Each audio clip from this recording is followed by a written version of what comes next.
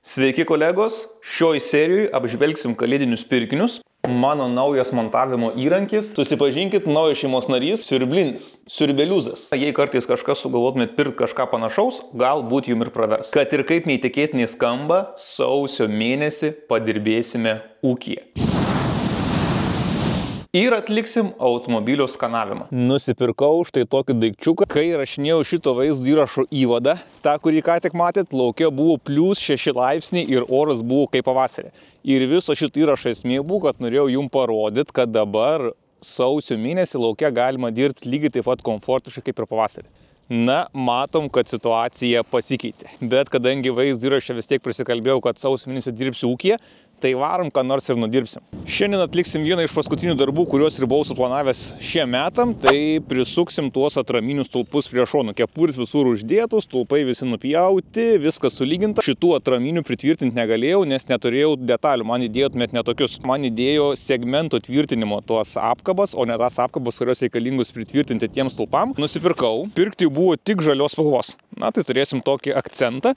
Viskas bus cinkuota ir apkabus bus žalios spalvos. Na, sakysim, kad čia yra dizainerio Tomo sprendimas ir va bus, kai ateisit, iškart matysis tokia juosta žalių žiedų. Įsitaisiau naują darbo tašę, tikiuosi Myglį nepamatys, kad aš įsitaisiau naują darbo tašę.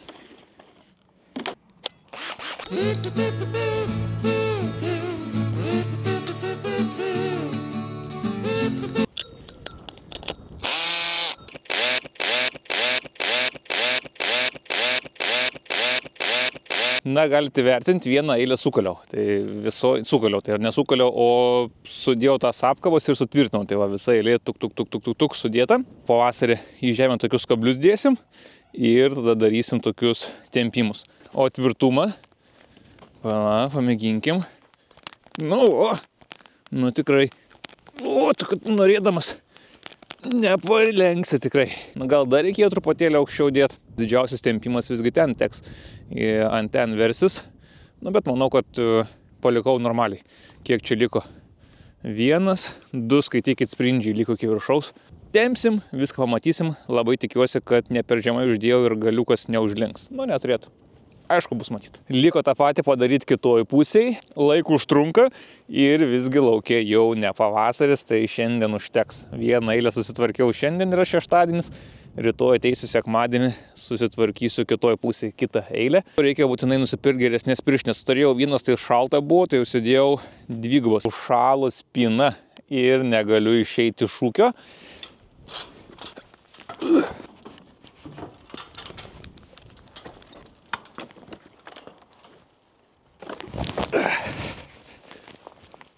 Tai kaip jūs nukritote į kitą pusę? Tu juokauji.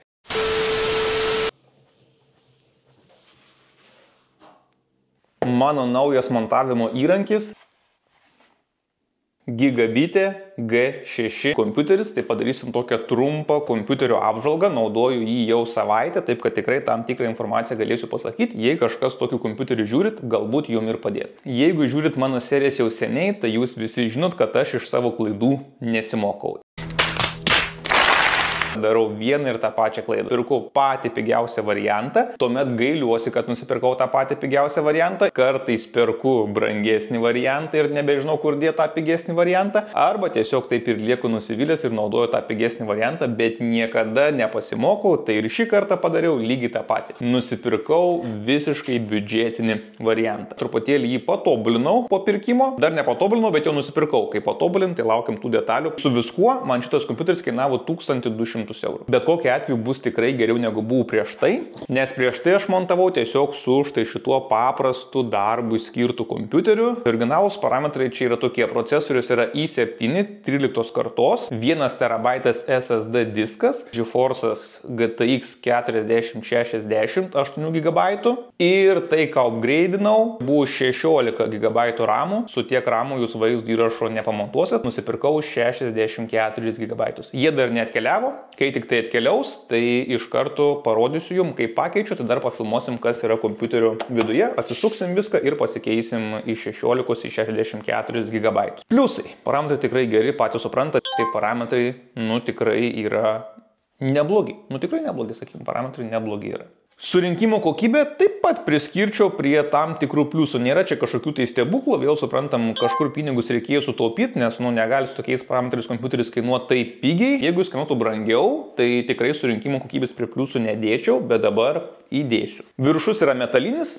Truputėlį gal kažkiek ir juda, bet tikrai viskas minimaliai. Šiaip man patinka, viskas darinėjasi gerai, lengvai, atsidaro su vienu pirštu, jokių problemų nėra. Ant viršaus netgi yra ant to metalo išgraviruota su lazeriu, parašyta gaming ir toksai gražus raštas, tai toksai dizainerio apgalvotas. Beje, didžiausias pliusas šito kompiuterio, kai pirkau, gavau nemokamai Razer pelę, vakare labai gerai šviečia, labai patogi, viskas super. Gal truputėlį šitie mygtukai per lengvai spaudžiasi ir kartais netyčia juos paspaudžiu ir aktyvuoju tas funkcijas, kurias aš čia suprogramavau tiem šoniniam mygtukam. Klaviatūra aišku šviečianti, tai čia nieko naujo nepasakysi, įsirinkau savo pačią mėgstamiausią spalvą, tai yra rožinė, o iš karto klaviatūra gražiai atrodo rožinė. Galite įsirinkti visą paletę, kokią tik norit spalvą, nuo raudonos iki violetinės. Jungtys priskirčiau prie pliusų. Man, kas aktualiausia, būtinai, kad būtų buvę micro SD kortelių skaitytuvas. Savo medžiagos niekur nesaugau, tai aš kai nufilmuoju vaizdo įrašą į SD kortelę, įsikišu ją į kompiuterį,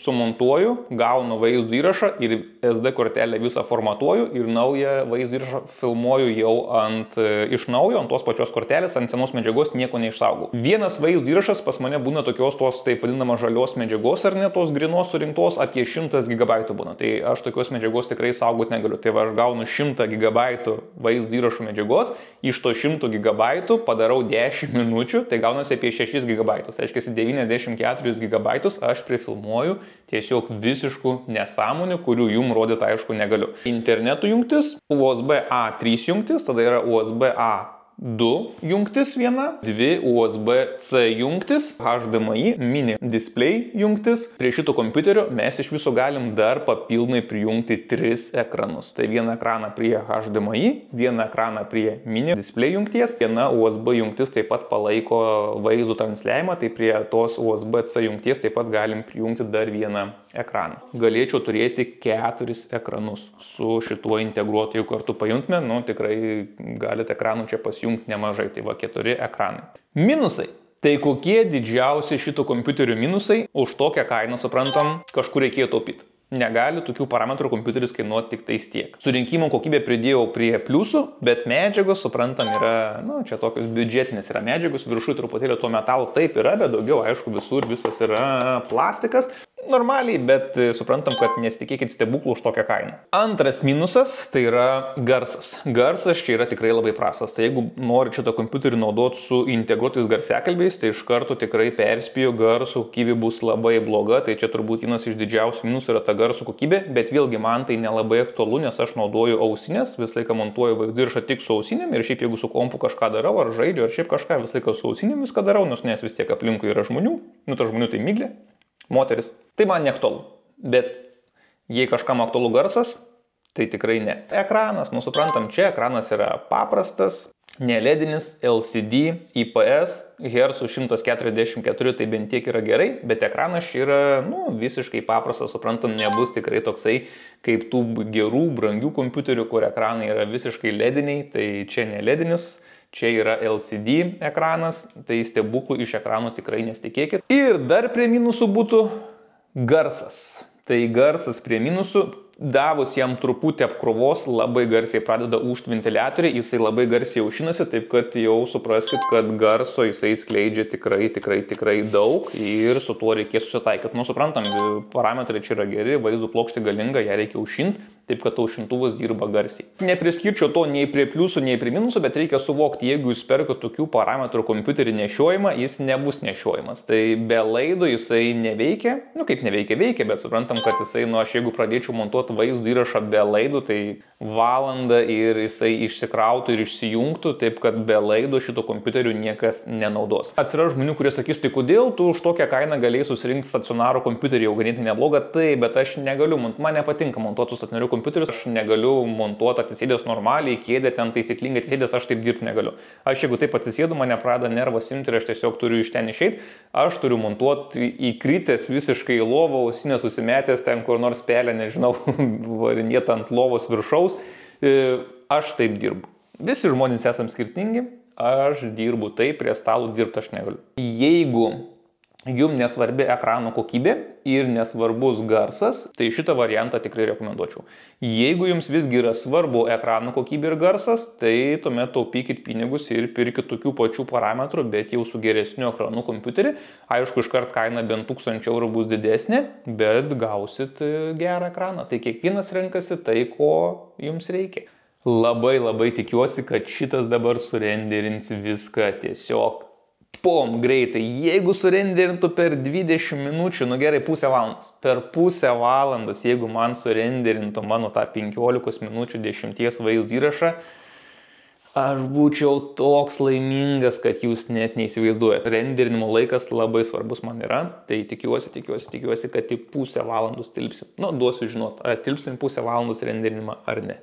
Roborock. Nu, daug domėjausi, daug žiūrėjau, koks šis siurblys yra pats šustriausias, pasitariau su savo geriausiu draugu ChatGPT ir visgi priėjom prie išvados, kad šiuo metu rinkoje pats geriausias siurblys visgi yra Roborock. Tai va, jei kažkas tingit atlikti tyrimą, tai aš atlikau už jūs. Q8 Max Plus yra S, tai S būtų geresnis, bet kilimų neturim, tai mums tos didesnės siurbimo galios kaip ir nereikia. Tai va, jeigu nėra nei vieno kilimo namuose kaip pas mus, tai Q8 tikrai užtenka, esam labai dideli tinginiai ir tingim išvalyti siurblį, aišku, būtų taip pat kaip yra su nuo siurbliu, tai pirkom su stotele, tai dar Max Plus tas yra, reiškia, kad yra su stotele. Nu ką, tai pažiūrim, kas gero čia yra viduje.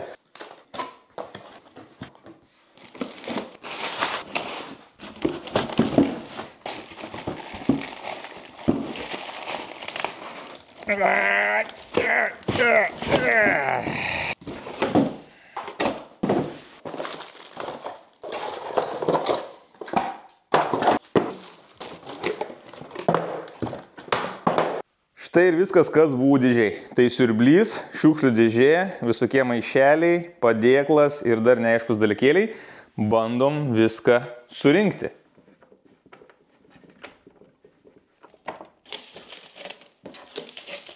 O, maišas yra jau įdėtas ir paruoštas. Tai reiškia, vienas maišas yra atsarginis.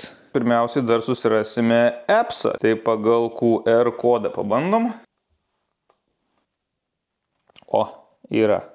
Super ir appsas Roborock. Tai buvo lengviausiai mano kada nors gyvenime pajungtas ir paleistas renginys. Na ką, kolegos, bandom?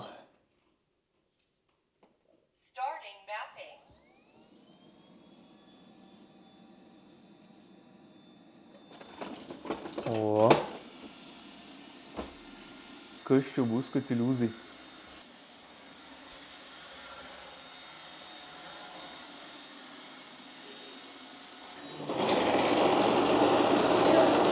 Ir tu skaitaisi.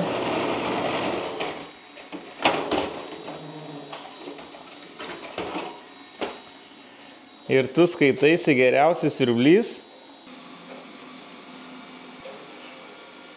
Nu, su šituo stalu kažkaip geriau susitvarkė. Bet ar jis čia toks protingas ir tipo dėl to, kad ant ano užsirovė taip suprato? A, ne, gerai, atsiemu žodžius atgal. Kaip galvojat, išvažiuos ar ne? O, nu bent jau stalo koją nuvalys gražiai.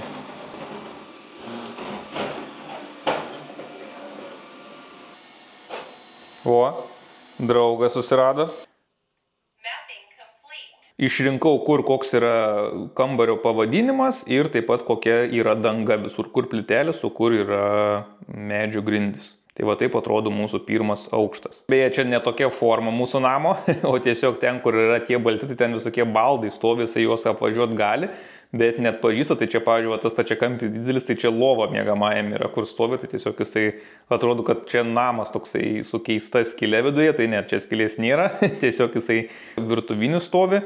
Jisai, kur yra virtuvinis, ten ir parodė, kad yra jau kambario pabaiga, nors ten iš tikrųjų yra ne kambario, aišku, pabaiga ir viskas eina lygiai su vonė. Visas namas yra tiesiog, kad ten kažkas stovi ir jisai padarė, kad ten jau yra kambario galas. O šiaip namas yra, aišku, idealus stačiakampis yra. Nu, išskyrus tas įėjimas, kur yra hall. Ir taip atrodo po siurbimo galim pažiūrėti visą jo kelią, kur jisai važinėjo, kaip įsirbė, tai iš viso, nu, siurbė ganėtinai ilgai, tai jisai siurbė 49 minutės visą šitą kambarį ir išnaudojo 29% savo baterijos, kad viską išsiurbtų. Nu, dėl siurbimo kokybės tikrai priekaištų neturiu jokių. Siurblį galit startuoti tiek rankiniu būdu, tiek suprogramuoti. Dabar galim pažiūrėti, jeigu startuotume rankiniu būdu, tiesiog atsidarot aplikaciją to siurblio, randa iškart jūsų tą robotą siurblį, įeinat į vidų, visas kambarys ir tiesiog, jeigu norit, galite dabar pasirinkti, ar pilną siurbsit, ar kambarius siurbsit, ar tiesiog kažkokią tai zoną siurbsit, ką norit. Tai aš, kadangi siurbsiu dabar ne viską, ten durys yra uždarytos, tai siurbsiu tik tais tam tikrus kambarius, tai renkuosi kambariai ir tiesiog pasižymėsiu, kokius kambarius noriu siurbti. Aš dabar noriu siurbti va tik tai svetainę su virtuvė ir viskas, daugiau nieko nesiurbsiu. Ir paleidžiam savo siurblį. Na va, taip darbas ir vyksta 21 amžiui. Iš tikrųjų, tai sunku, aš čia einu sunkiai aš čia dirbu. Nu, Miglė bus patenkinta, viską išsiurbiau, ne kad iliuzai.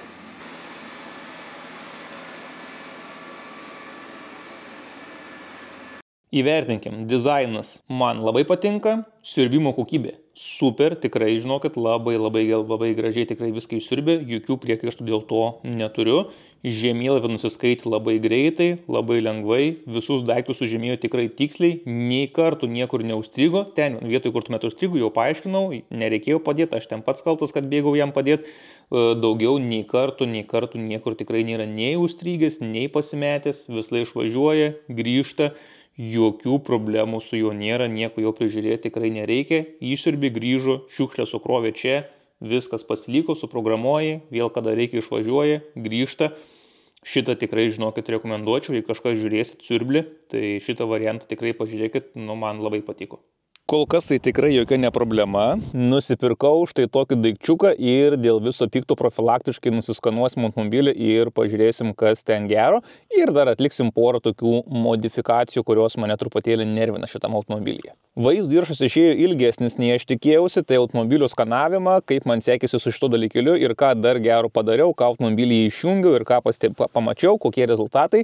Aptarsim kitą savaitę, nes vaizdo įrašas būtų buvęs labai jau ilgas. Susitiksim po savaitės, kolegos. Iki visiems.